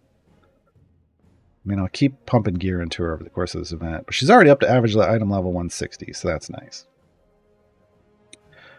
Oh, nice. This is just super sparkly stuff. Cool. All right. Back to the questions. Ominous Outlook. I missed the first half of the show. Well, you can watch the VOD right after this. It'll be right here on Twitch available for you. But since like questions for the 3 champions, what should my priority be for farming epic gear? I mean, farming epic gear implies that you have tons of bounty contracts to spend. Normally that's not the case. So I mean, you know, each champion is going to have certain items, like certain items that are more important than others. So I would look for that. You don't necessarily need full epic. As long as you get blue or better, you've got a solid champion. The stuff for Voronika is slot 3 and 4, so calculating guidance and ultimate power. These are her big abilities. If you can pick up both of those, I think that's great. For prudence, Glee is obviously a big deal. That's her main one. And then the other one is frustration. Not so much delight, but frustration. So Glee and frustration are where you're going here. If you can pick up those two epics, you can move on to somebody else and come back later. And for Lae'zel, Ceramorphosis, as we talked about, that's the big deal. That's the big deal. Because that's going to be the one that's multiplicatively stacking once we get more absolute adversaries. So those are the ones that I think you're hunting for when you're doing stuff. But again, as long as you do like what I do when I'm on a new player account is I will pop all my bounty contracts, I will push favor until I have EO8 or higher, then I will do each of the variants, and then I'll sit on those chests for after I've gotten everybody to greens at least. But then what I start doing in terms of hunting, I start just doing I'll do free plays for each one until it gives me a gold chest, and then I'll switch to the next one. And what I'm basically doing is trying to get equal amounts of gold chests for the champions. And then I start just trying, once I'm starting to get to the point where I'm popping gold chests, as long as a champion is full blue and has an epic, which comes after 4 gold chests, you're guaranteed one, right? I look at everybody and I start farming those gold chests. If one champion gets a second epic, I ignore that until the other champions have epics, and I just try to get equalized gear. But that's me just running a general new player account. Again, you can look at and you can just try to hunt for specific epics. If you get them, great. But, a normal player who isn't throwing lots of bounty contracts or lots of cash at the game isn't going to get full epics. You have to be fairly established to get full epics. Just to understand that. Duck Sauce, can you explain the concept of stacks? Like stacks? Or, Mithril stacks, alright. Mithril stack versus a stack reference here for the Gith champion. So we talk about stacks as a general term, because it's anything it's any ability that's looking for a number of things. Like you can earn and trigger numbers that stick around, right? So in the case of Mithril stacks, and each champion is going to treat stacks differently, even if they're for the same thing. Like Mithril stacks, for each of the champions that generate Mithril stacks, they each have unique abilities that do something different with those stacks. So you have to read the champion to understand it. But what we're talking about generally is like Mithril stacks. Each champion contributes 1, but then they have feats that contribute either 1 or 2 more. So that you can build up a total, and then that total is used in that ability to calculate the bonuses you're getting. That's in general how a stack is going to work. So in here for Lae'zel, she's going to have Ceramorphosis stacks. She contributes 1. She's currently the only champion in the game that can create 1. So my max is 1. But as we get more champions, as you can see, there's one already listed, coming soon. We'll get more stacks, and we take bonuses and we multiply them by the number of stacks, or we additively increase by the number of stacks. It's when we multiply the number of stacks, like when each one stacks multiplicatively, that it is a very strong ability. And it's when you pre-buff that, so like this starts out at 100% for each stack. And when I increase the item levels and this number goes up, that means it's pre-stack multiplier. That's when it's an overpowered ability once you get multiple stacks. Because instead of taking 100% times 100% and then multiplying a boost against the final result, we're boosting the first thing, and now we're multiplying over 900% times over 900%. We get a massively larger number, right? So different champions are going to have some are going to have stacks, some aren't. You have to read the abilities to see if they have some kind of stack that they're accruing, and that ability is going to explain what goes on with it. Anything that's additively increasing is just, okay, that's nice. Anything that's multiplicatively increasing, you want to pay attention to. That's usually the stronger abilities. And anything that's multiplicatively stacking with a pre-stack multiplier based off items and feats, that's a big deal. Those champions tend to be the OP meta champions. We have multiple of those out right now, like Strongheart, BBEG, Ontreus. These are all pre-stack multiplier champions. Those are the more recent ones. And they tend to get used in a variety of formations because they're just so strong. Lae'zel, do you think Lae'zel's ability to skip barriers is intentional? Yes. That's the whole point of it. Or is it an unintended bug that will get fixed? No, the whole point was to skip those. Dev Insights is a stream on Thursdays. Usually it's been off the last couple of weeks. But you get to talk with Justin and Dave. They're the co-founders of Codename Entertainment. They're also kind of the lead developers and designers. And they answer a lot of questions there. And Justin had teased months ago that there was a champion that would be arriving to the game with a speed effect that would help get you by the barriers in the game that are keeping you from progressing. Specifically, he called out the torches and the sarcophagi that are usually what get complained about, because you've got to be moving forward to get to the next torch. But as you get into the harder levels, the enemies build up and you can't even kill them until they build up to a certain amount, and then you can wave clear, but then you don't move far enough forward, and then Lae'zel gets you by these. That's the intended effect.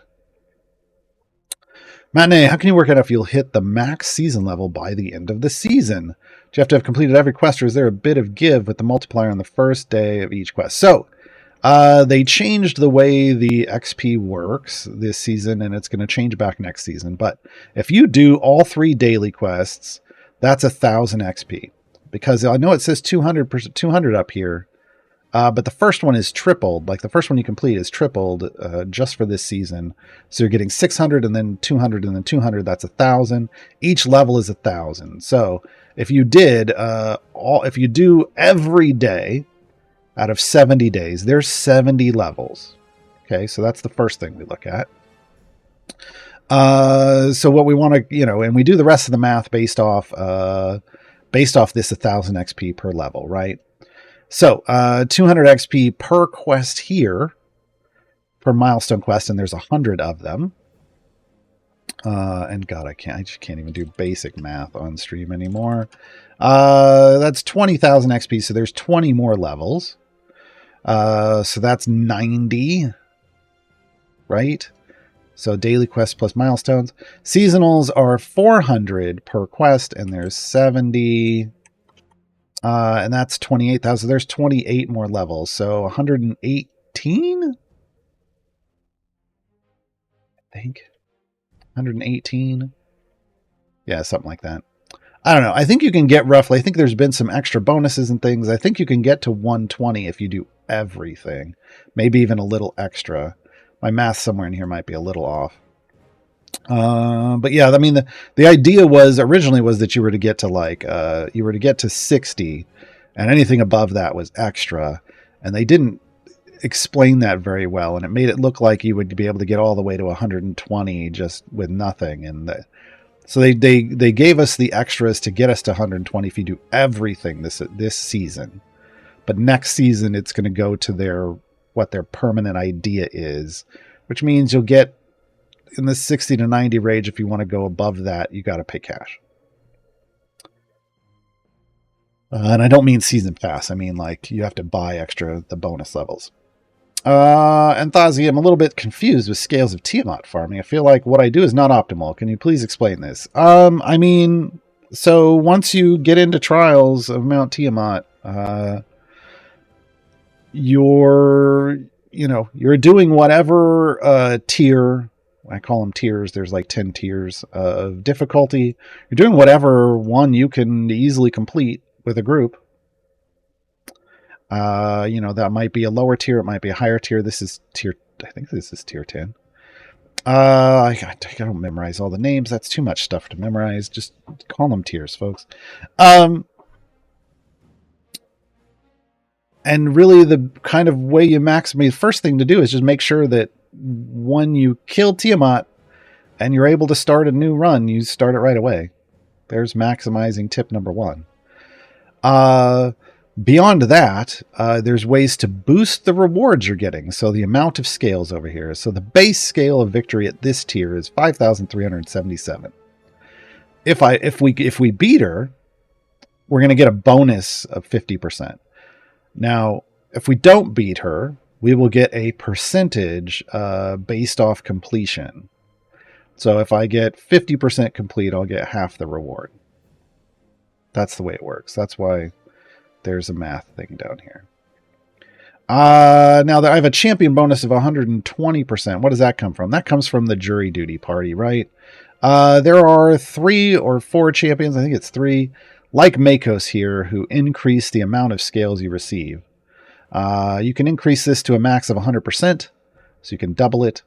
And then there is a patron perk that's making the other 20%. Hold on, let me make sure. I want to say it's a... Oh, dang it, wrong button. I want to say it's like a Strahd perk? No, Zariel perk. Maybe? No? Was it Strahd and I just scrolled right by it?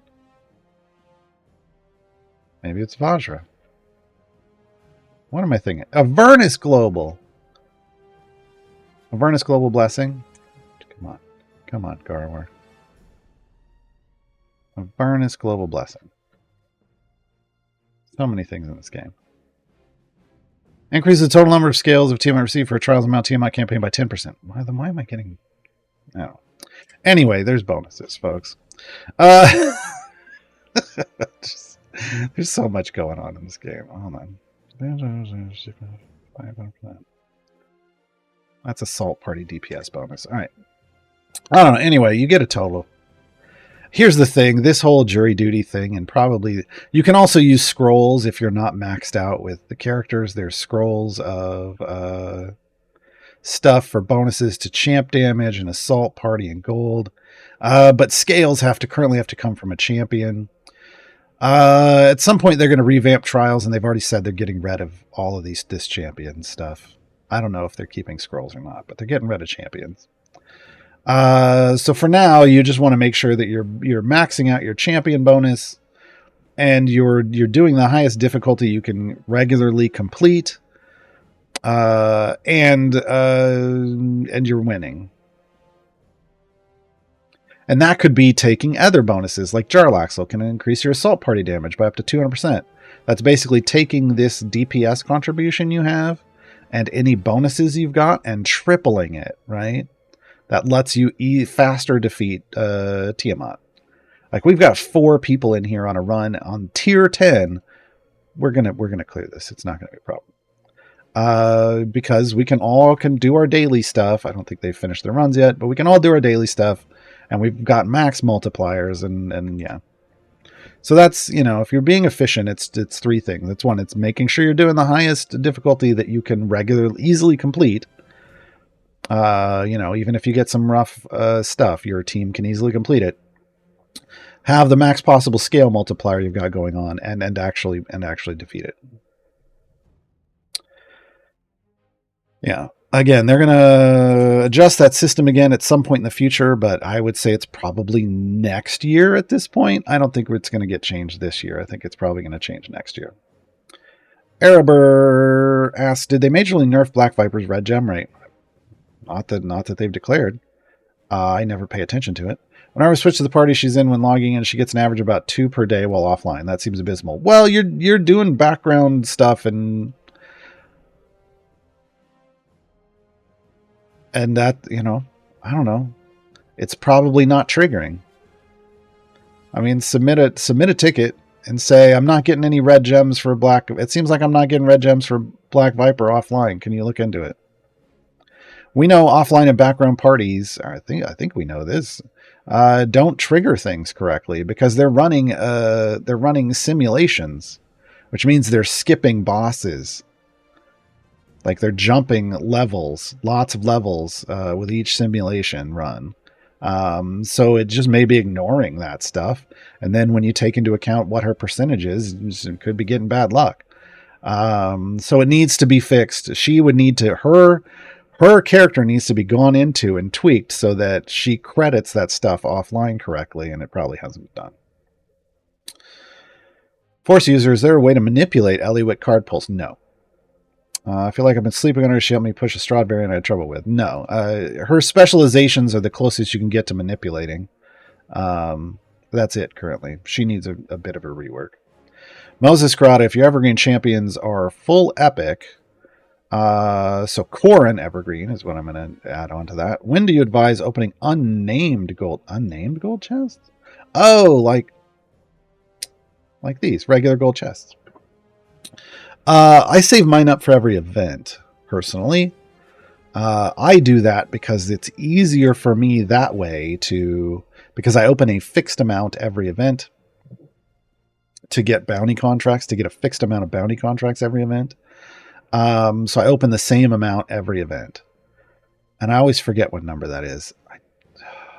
People from my streams, am I opening 1,500 or 2,000 now? Someone can answer me in chat. Anyway, I think I opened 1,500 this time around. I may need to open 500 more. And that gets me, and then I'm using roughly the same number of bounty contracts every event, which helps me gear my champions up to roughly the equivalent levels every event. And then I save the rest of my gems for other things. So I really do think I was supposed to buy 500 more. So I will save these up. I'll open up after I burn all my bounty contracts in an event. Then I will refresh. Last event was 2,500? I don't think so. I think I specifically wasn't doing 2,500. But let's scroll this down to 500. I open 500 more. And then that gets me, like I said, natural shiny I don't really care about. Everything's shiny already on my evergreens. But then that gets me roughly the same amount. That's better. Yeah, that's better. It's 2,000. Yeah. I think 2,500 was overkill. Well, we'll start doing 2,000, folks. So that gets me roughly 2,000. I buy those with gems. I open them at the event. I also save my silvers up for events, but that's because I don't need anything out of those chests. It also restocks all of my potions, right? It also builds up my blacksmithing contracts. It does a bunch of things at once. I just don't need. I do them every event after I burn my bounty contract, just because I'm obsessive about that. Gordis, once all champions are full epic, what's the best way to spend gems? Keep buying gold chests, in my opinion. There are some people that'll say silvers, and more power to them. I like the golds. I like the bigger things that come out of the golds, but I don't know. I don't necessarily play this game as efficiently as some people do. So it's kind of up to you. If you don't, it's not even just about full epic. Like, do you have all the gold chest feats? If you don't, you need to keep opening gold chests. But if you want to spend those gems on silvers or gold, I mean, you got to spend them on chests. Silver chests or golds, up to you. I do the golds. DJ Crafty, when should I use my gold named chest? Once they're full green? Once they're at least green or better. Once your new champions are at least green or better. And again, you can get greens off both electrums and named silvers. Once they're green or better, like once they hit that milestone as I'm playing on a new player account, once I see all green or greens with a blue, uh, then I'll start popping. I won't save those gold chests anymore. Then I'll start popping all the gold chests to try to get them to full blue with their free epic after the 4th chest. Then all the named silvers get popped, just for the extra dupe item levels. But if I show a white anywhere at all or an empty slot, I don't open a gold chest for that champion. Phoenixian Ultimatum, assuming all 3 champs from the event are full epic but low item levels, is one you would give preference to. It's hard to say because we can't really see how good. We don't really know. Like, when are we going to get all these other absolute adversaries? If each one adds 1 Ceramorphosis stack,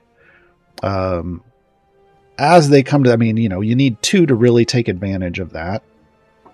Otherwise, it's just like, it's okay. But 2 is going to start giving you a stronger effect from those stacks. But we don't know when 3 or 4 or 5 are going to show up. Like, we don't know, and we don't know how many for sure are going to show up. So it's very hard to say right now how strong that ability could be for Lae'zel. And because 2 different abilities, like Ceramorphosis itself and Aberration Hunter, are based off of it, it's hard to know how strong Lae'zel could get and how strong her itemization, how important her itemization is going to be. We know Voronika is strong. She gets used a lot by a lot of different people. I think primarily we see her in Artemis formations, but secondarily, anything with Desmond, anytime you're using Desmond, Voronika's dead, and Desmond loves that. So that's going to help. So anytime you're using Desmond in a run for adding in extra dead people with Voronika and Spurt and any escorts, like, that's fantastic. Those 2 are really solid. Prudence, I don't think gets a whole lot of use outside of people who just enjoy Ox Ventures and want to run Ox Ventures stuff, which is fine.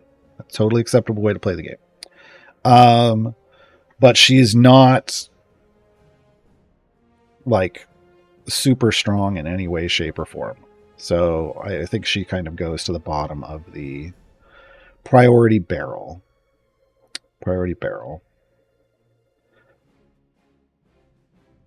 All right. I think we're done with all the questions. Let me see if there's anything going on in chat.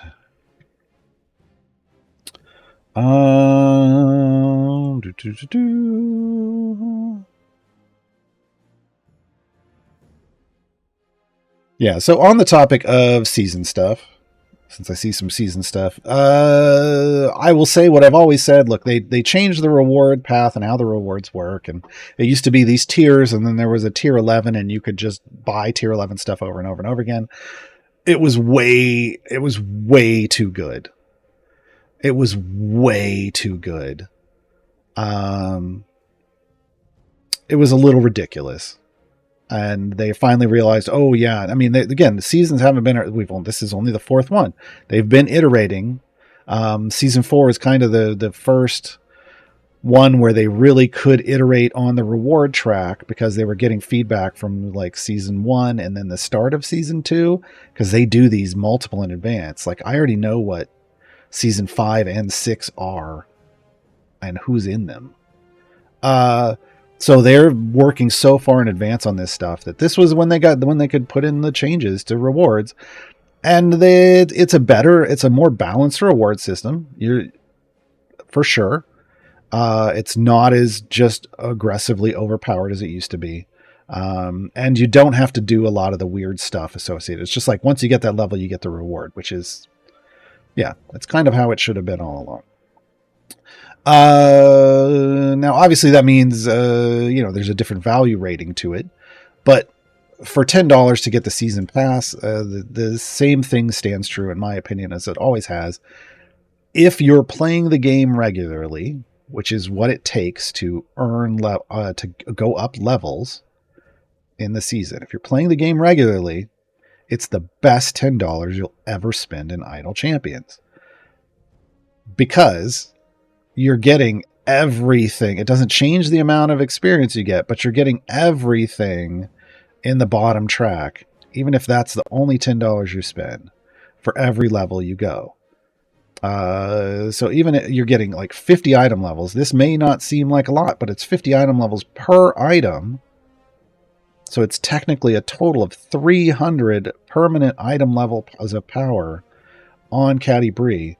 Even ignoring the random stuff. Here's another 300 item levels for Wolfgar. Here's a skin. After this season is over, these skins are most likely going in the wild offer track. The minimum cost for any wild offer is $10. And this is just included in your season pass, and it's only at level 12, right? Here's 300 more item levels. Here's another skin. Here's, again, I'm just looking at the bottom track. Here's a potion of polish. Usually that's one per $10 that you spend in the store. Here's 300 more item levels. Here's another skin.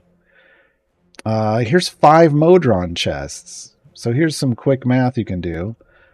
You can come over here, you can visit the shop, and you can look at chests and go, hey, what are Modron chests cost?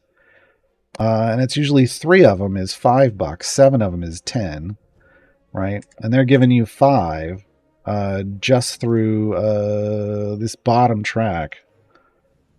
Where'd it go? Where'd it go? Where'd it go? Right? They're giving you 5 right here so far at level 26. And that's just along with all this rest of the stuff. Like here's 300 more item levels total. Here's 600 more item levels. Here's another skin. 36 levels in. That's 36 days, because remember, an XP was 1,000 a day, and that's going to change in the next one. But 600 more item levels. Here's a familiar. 600 more item levels. I'm not even looking at all the rest of this good stuff. Here's 5 more chests. So now we're way over. Now here's 10 Modron chests if you can get to level 50. Here's 10 Modron chests for $10, and that's a better deal than just buying them out of the store, right? And that's ignoring everything else you get. So just this $10, there's another skin, 600 more item levels. Just for $10, if all you do is get to level 60, which is the kind of the easy track, you've already gotten more out of that. Even if you got to level 30, you're already getting more out of it than $10 would get you anywhere else, right? And then there's bonus rewards. Now, where things get weird is what was supposed to happen above like 90, I think, was if you wanted to go further and get either the top or the bottom rewards, you had to unlock these, and it basically means it's view a boost, and a boost is 6,000 XP, which is this entire page worth of rewards, plus a bunch of favor, which whatever. And it's $5, right? So what they're doing is they're giving people who want a chance to support the game with cash, but also and are willing to do so for extra rewards. For $5, you get a bunch of stuff. So whatever the page you're currently on is, you could get all of this for $5. That's what they're doing, and these go forever.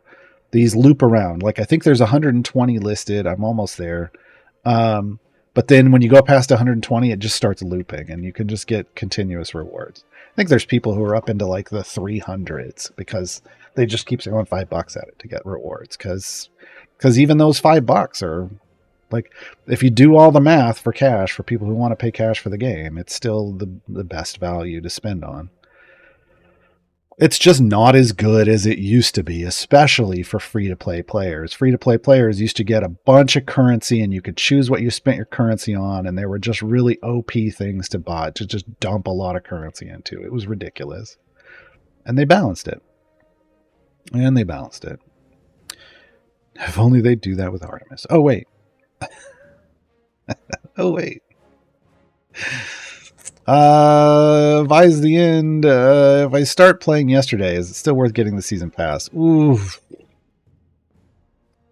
This is where it gets into rough, and it's up to kind of you and your disposable income.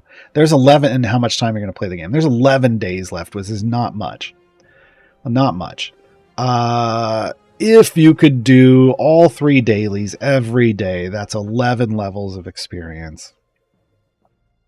And then there's lots of other quests you could potentially try to catch up on, but 11 days is not a lot of time. So I'm just going to go back and I'm going to look at what is at 11. So through 11, you'd be getting the 300 item levels on Wolfgar, some gear for the champions, 300 item levels on Caddy Bree. Her feet you're going to be able to get later. You'd be able to unlock a couple of the champions, but not a whole lot. If you could get one more level, which I think is viable in 11 days to get to 12, you'd get a skin out of it. Again, for $10 to get the best Wolfgar skin. It's so amazing. For $10, if you want to look at it as paying $10 for a skin and a bunch of item levels, it's still more valuable than paying $10 for a skin out of wild offers.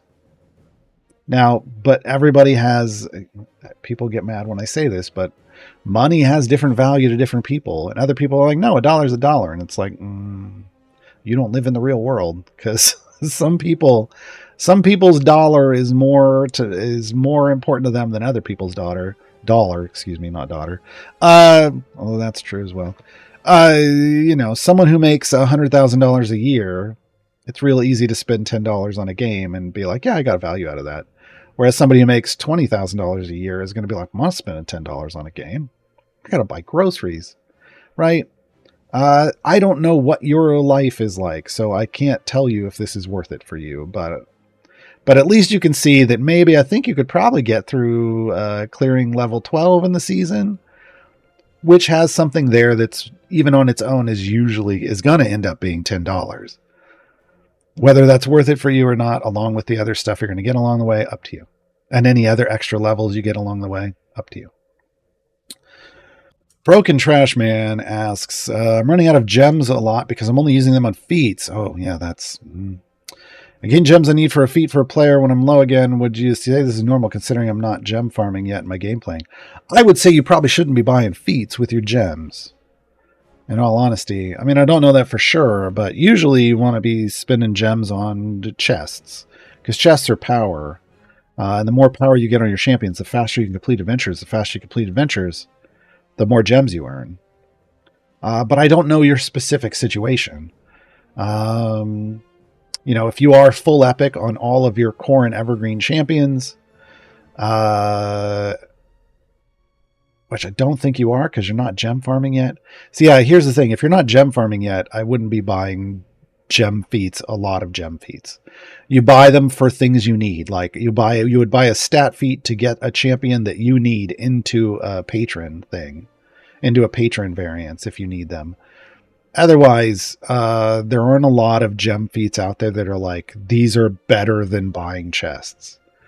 So generally speaking, I would say you should probably just be buying more chests. And we're out of time. I went over. Oh my God. How did I go over? Oh, well, it's Saturday, folks. We went over a couple minutes. Sorry, Gabe. Lost track of time. Thanks for hanging out. Streams will return on Tuesday, with Mars's Guiding Hand. I'll be streaming a little later today in about an hour-ish on my channel. I'll be playing some Baldur's Gate 3 if you want to come hang out. I will see you there. I also stream Idle Champions on Mondays and Wednesdays, usually on my channel, twitch.tv/Gaarawarr. You can find it right here. You can click on my name in chat. Go over, toss me a follow. I will see you later. Bye, everybody. Oh, the song we're going out on is something. I don't remember.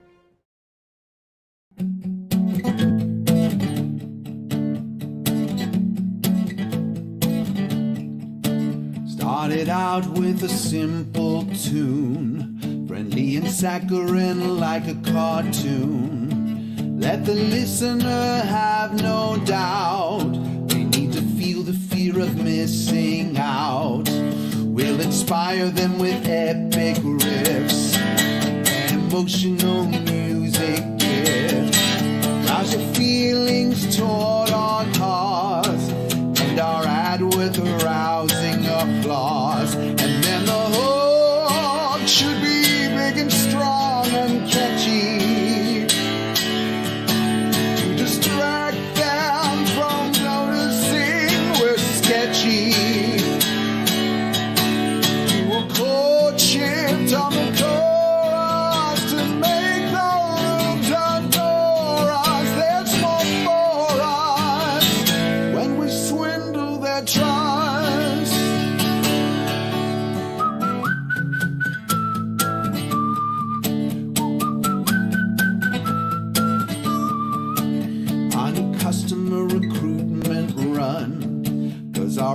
clients are all out of funds. Avoid talking about any deals. We just want to give them the feels. And then the hook should be big and strong and catchy. Distract them from noticing we're sketchy. Do a chord shift on the chorus to make no room to adore us. There's more for us when we swindle their trust. Take it down to a minor scale, demonstrate the ways our rivals fail. This song is a testament to our return on investment. And then the finale is soft and calm and nurturing, so they won't realize just how much they're purchasing. Try to keep it soft and sweet and gentle. Coerce these fools with something sentimental. Appeal to their greed, make them think it's us we need. Then we'll get tamer for the final disclaimer. There's more for us when we swindle their trust. Yeah, okay, well, that's pretty good. That's pretty good.